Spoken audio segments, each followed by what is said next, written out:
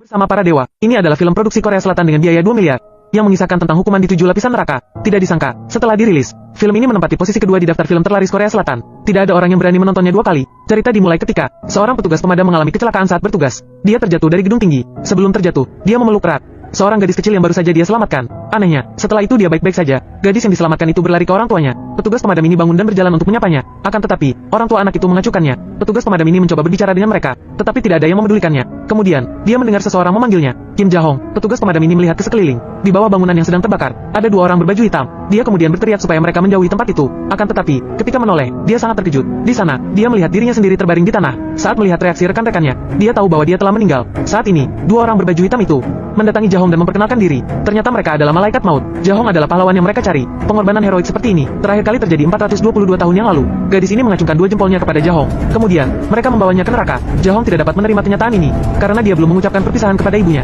Akan tetapi, dalam sekejap, kaki Ja-hong terangkat. Sebuah lubang besar muncul di belakangnya dan menyeretnya masuk ke dalam neraka. Neraka dipenuhi dengan roh yang baru saja meninggal. Di sini mereka akan diadili berdasarkan 7 jenis dosa. Hanya orang yang tidak bersalah yang bisa bereinkarnasi. Akan tetapi, Ja-hong tidak ingin bereinkarnasi. Dia hanya ingin pulang dan menemui ibunya.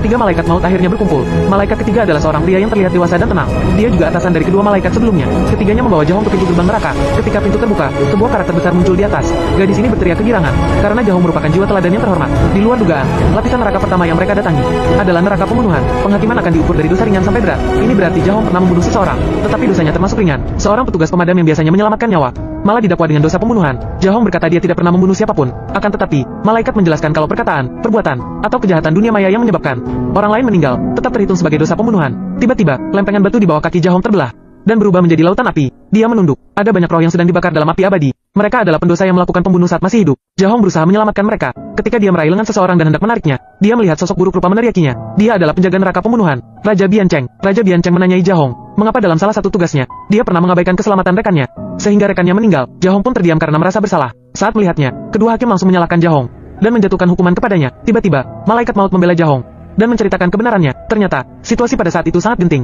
dan bangunan dapat runtuh kapan saja. Jadi, rekan Ja-hong memintanya untuk menyelamatkan korban terlebih dahulu.